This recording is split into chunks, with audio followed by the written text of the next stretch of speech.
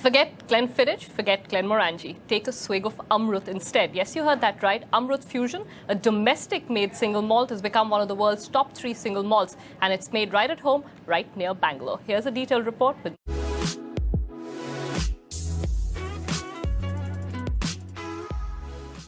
Yes, guys, you heard it right.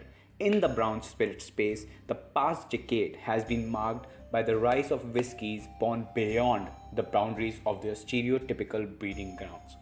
We saw it early in the 2010s with the meteoric rise of Japanese malt and grain.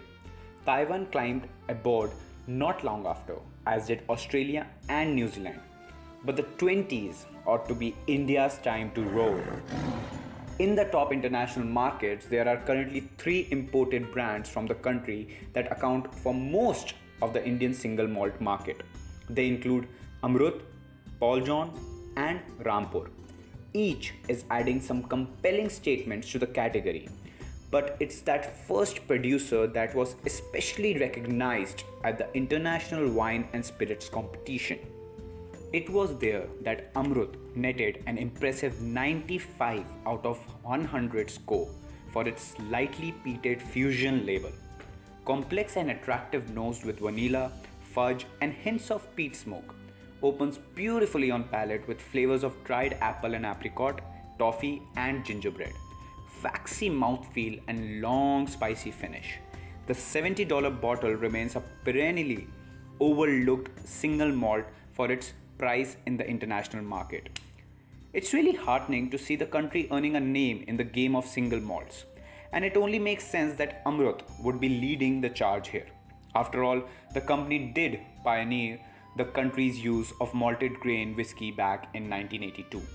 Unfortunately, a set of laws and labeling circumstances in the nation impedes the progress of the category to this day. By Indian law, molasses-based distillate can be used in domestic whiskey production.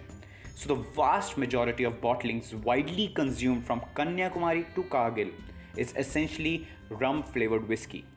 Even Paul John, for its part, earned a silver medal and an impressive 94-point score for its Pedro Ximénez Select Cask Indian Single Malt.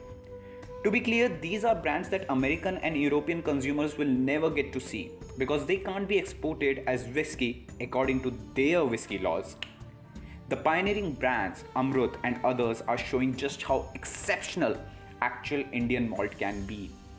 And at prestigious judgings such as IWSC, these export markets are showing just how receptive they are to the nascent category. Well, with this, I will take a leave, but I will be back again next week with another video. So do like, subscribe and share, and thank you for watching. Jai Hind.